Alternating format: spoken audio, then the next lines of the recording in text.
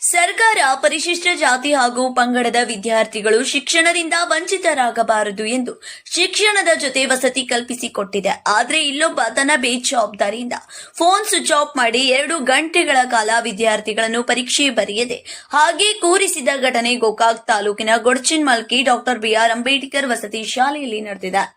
ಹೌದು, ಶುಕ್ರವಾರ ದಿನಾಂಕ 9/1/2026ರಂದು ಗೋಕಾಕ್ ನಗರದ ಕೊಂಪ್ ಆಸ್ಪತ್ರೆಯ ಕಟ್ಟಡದಲ್ಲಿ ಬಾಡಿಗೆಯಲ್ಲಿ ನಡೆಯುತ್ತಿರುವ ಡಾಕ್ಟರ್ ಬಿಆರ್ ಅಂಬೇಡ್ಕರ್ ವಸತಿ ಶಾಲೆ ಗೋಕಾಕ್ನಲ್ಲಿ ವಿದ್ಯಾರ್ಥಿಗಳಿಗೆ ಮುಂಜಾನೆ 10 ಗಂಟೆಗೆ ಪರೀಕ್ಷೆ ನಡೆಸಬೇಕಾಗಿತ್ತು.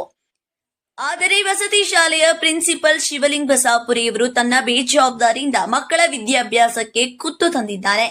ಆದರೆ ಇದರಿಂದ 2 ಗಂಟೆಗಳ ಕಾಲ ತಡವಾಗಿ ಪರೀಕ್ಷೆ ಬರೆದಿದ್ದಾರೆ.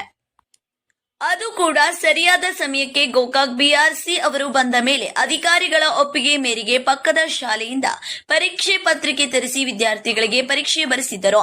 ಈತ ಬೇಜವಾಬ್ದಾರಿ ತೋರಿದ ಶಿವಲಿಂಗ್ ಬಸಾಪುರೆ ಇವರು 5 ದಿನ ರಜೆಯಲ್ಲಿದ್ದೆ, ಫೋನ್ ಸ್ವಿಚ್ ಆಫ್ ಆಗಿತ್ತು ಅಂತ ಉಡಾಪೆ ಉತ್ತರ ಹೇಳುತ್ತಿರೋದು ಈತ ಮಕ್ಕಳ ಶಿಕ್ಷಣದ ಬಗ್ಗೆ ಇರುವ ಬೇಜವಾಬ್ದಾರಿ ಎದ್ದು ಕಾಣುತ್ತಿದೆ. ಇತ್ತ ಬೆಳಗಾವಿ ಅಧಿಕಾರಿಗಳಿಗೆ ಇಲ್ಲಿನ ಘಟನೆಯ ಬಗ್ಗೆ ಮಾಧ್ಯಮದವರು ತಿಳಿಸಿದಾಗ ಅವರು ಶಿವಲಿಂಗ್ ಬಸಾಪುರಿ ಇವರ ಮೇಲೆ ಕ್ರಮಕ್ಕಾಗಿ ಅಧಿಕಾರಿಗಳಿಗೆ ಸೂಚನೆ ನೀಡಿದ್ದೇವೆಂದು ತಿಳಿಸಿದ್ದಾರೆ. ಆದರೆ ಓರ್ವ ವಸತಿ ಶಾಲೆಯ ಪ್ರಿನ್ಸಿಪಲ್ಗೆ ರಜೆಯ ದಾಖಲೆ ತೋರಿಸಿದರೆ ಯಾವುದೇ ದಾಖಲೆ ಇಲ್ಲ. ಇಂಥವನು ಮಕ್ಕಳಿಗೆ ಯಾವ ರೀತಿ ಶಿಕ್ಷಣ ನೀಡುತ್ತಾನೆ ಎಂಬುದು ಇಲ್ಲಿ ಕಲಿಯುವ ಪಾಲಕರ ಯಕ್ಷ ಪ್ರಶ್ನೆಯಾಗಿದೆ. ಮಕ್ಕಳ ಶಿಕ್ಷಣದ ಜೊತೆಗೆ ಚೆಲ್ಲಾಟವಾಡುವ ಡಾಕ್ಟರ್ ಬಿಆರ್ ಅಂಬೇಡ್ಕರ್ ವಸತಿ ಶಾಲೆಯ ಪ್ರಿನ್ಸಿಪಲ್ ಶಿವಲಿಂಗ್ ಬಸಾಪುರಿ ಮೇಲೆ ಕ್ರಮ ಕೈಗೊಳ್ಳುತ್ತಾರಾ ಎಂಬುದನ್ನು ಕಾದು ನೋಡಬೇಕಾಗಿದೆ. ಸರ್ ನಮಸ್ಕಾರ ಸರ್. ಇವತ್ತು ಪೂರ್ವ ಸಿದ್ಧತಾ ಪರೀಕ್ಷೆ ಸರ್ ಕರೆಕ್ಟಾಗಿ 10 ಗಂಟೆಗೆ ಸ್ಟಾರ್ಟ್ ಆಗಬೇಕಾಗಿತ್ತು.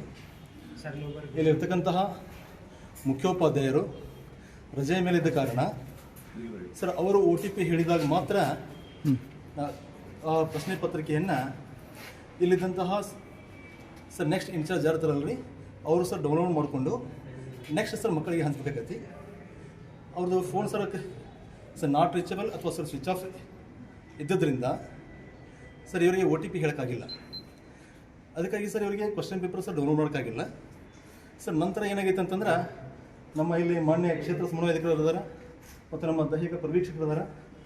ಜೊತೆಗೆ ಇಲ್ಲಿ ಈ ಸ್ಕೂಲದ ನೆಕ್ಸ್ಟ್ ಇನ್ಚಾರ್ಜ್ ಆಗಿರ್ತಕ್ಕಂತಹ ಗುಡೇನವ್ರು ಸರ್ ಇದ್ದಾರೆ. ಸರ್ ನಾವು ಸರ್ ಸೇಫಾಗಿ ಪಕ್ಕದ ಸ್ಕೂಲಿಂದ ಹ್ಞೂ ರೀ ಮಾನ್ಯ ಉಪನಿರ್ದೇಶಕರ ಅನುಮತಿಯೊಂದಿಗೆ ಸರ್ ಮಯೂರ್ ಸ್ಕೂಲ್ದು ಒಂದು ಪ್ರಶ್ನೆ ಪತ್ರಿಕೆ ತೆಗೆದುಕೊಂಡು ಅಗದಿ ಸರ್ ಗೌಪ್ಯತೆಯಿಂದ ಕಾಪಾಡಿಕೊಂಡು ನಮ್ಮ ಕಚೇರಿಯಿಂದ ಪ್ರಿಂಟ್ ಮಾಡಿಕೊಂಡು ಅಗದಿ ಸರ್ ರಹಸ್ಯವಾಗಿ ಸರ್ ತನಕ ಸರ್ ಮಕ್ಕಳಿಗೆ ಸುರಕ್ಷಿವಿ ಇನ್ನು ಸರ್ ಸುಸೂತ್ರವಾಗಿ ಸರ್ ಪರೀಕ್ಷೆ ಏನೋ ಸರ್ ನಾವು ಮಾಡ್ಕೊಂಡು ಹೋಗ್ತೀವಿ.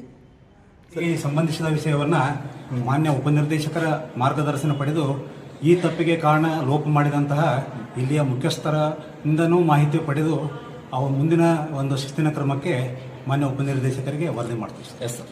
ಸರ್ ಈಗ ಎಷ್ಟು ಟೈಮ್ ಆಗಿದ್ದೀರಿ, ಈಗ ಟೈಮ್ ಮಕ್ಕಳಿಗೆ ಹೆಂಗೇನ ಇದು ಆಗ್ತದೆ ಈಗ ಸರ್ ನಾವು ಇಲ್ಲಿಂದ 3 ತಾಸು ಸರ್ ನಾವು ಕಂಟಿನ್ಯೂ ಅವ್ರಿಗೆ ಸರ್ ಕೊಡ್ತೀವಿ ಸರ್. ಅವ್ರಿಗೆ ಎಷ್ಟು ಟೈಮ್ ಬೇಕಲ್ರಿ ಅಷ್ಟು ಟೈಮ್ ಸರ್ ನಾವು ಅವ್ರಿಗೆ ಒದಗಿಸ್ತೀವಿ. ಅವ್ರು ಸರ್ ಈಗ 3 ತಾಸು ಸರ್ 15 ನಿಮಿಷ ಅವ್ರು ಸರ್ ಪರೀಕ್ಷೆ ಬರೀತಾರೆ ಸರ್. ಸಮಯ ಮುಂದುವರಿತದೆ ಸರ್, ಆದ್ರೆ ಮಕ್ಕಳಿಗೆ ಬರೀದಕ್ಕೆ ಟೈಮ್ ಕೊಡ್ತಾರೆ. ಇಲ್ಲಿರೋ ಮುಖ್ಯ ಶಿಕ್ಷಕರು ಯಾವ್ದು ಅವ್ರ ಹೆಸರು ಹೇಳ್ರಿ. ಶಿಕ್ಷಕರು ರಜೆ ಮ್ಯಾಗಿದಾರೆ. ಹೆಸರು ಹೇಳ್ರಿ ಅವ್ರದ. SS ಬಸಾಪುರ್ ರಜಾ ಮ್ಯಾಗದಾರ್ರಿ. ಹಾಂ ಇಲ್ಲಿ ನೆಕ್ಸ್ಟ್ ಇನ್ಚಾರ್ಜ್ ನೀವು ಇರ್ತೀರಿ. ನಿಮ್ಮ ಹೆಸರು ಏನ್ರಿ? ಗುಡೇನವ್ರು ಬಸಾಪುರ್ ಅಂತಕ್ಕಂಥ ಪ್ರಾಂಶುಪಾಲರು ಮೊನ್ನೆ ದಿನ ಪರೀಕ್ಷೆ ನಡೀತಕ್ಕಂಥ ಸಂದರ್ಭದಲ್ಲಿ ಅವರು ಮೊಬೈಲ್ ಫೋನ್ ಸ್ವಿಚ್ ಆಫ್ ಮಾಡ್ಕೊಂಡಿದ್ರು. ಅದಕ್ಕಾಗಿ ಮತ್ತೆ ಪರೀಕ್ಷೆಯನ್ನು BO ಅವರು ನಡೆಸಿಕೊಟ್ಟಿದ್ದಾರೆ. ಆದರೆ ಅವ್ರ ಮೇಲೆ ಶಿಸ್ತು ಕ್ರಮಕ್ಕಾಗಿ ಉಪನಿರ್ದೇಶಕರು ಚಿಕ್ಕೋಡಿ ಅವರು ನಮಗೆ ಪತ್ರ ಬರೆದಿದ್ದಾರೆ. ಅವರ ಮೇಲೆ ನಾವು ಶಿಸ್ತು ಕ್ರಮಕ್ಕಾಗಿ ನಮ್ಮ ಕರ್ನಾಟಕ ವಸತಿ ಶಿಕ್ಷಣ ಸಂಸ್ಥೆಗಳ ಸಂಘ ಬೆಂಗಳೂರು ಕಾರ್ಯನಿರ್ವಾಹಕ ನಿರ್ದೇಶಕ ED ಸಾಹೇಬರಿಗೆ ಅವ್ರ ಮೇಲೆ ಕ್ರಮ ಕೈಗೊಳ್ಳಲು ನಾನು ಪತ್ರವನ್ನು ಬರೆದಿದ್ದೀನಿ ಸರ್. ಅದೇ ಅವ್ರು ನಾವು ಬೇಜವಾಬ್ದಾರಿ ತಿಳಿಸಿದ್ದಾರೆ. DDP ಅವರು ಅವ್ರ ಬೇಜವಾಬ್ದಾರಿ ತನ್ನದ ಕುರಿತನೇ ನಮಗೊಂದು ಪತ್ರ ಬರೆದಿದ್ದಾರೆ ಸರ್.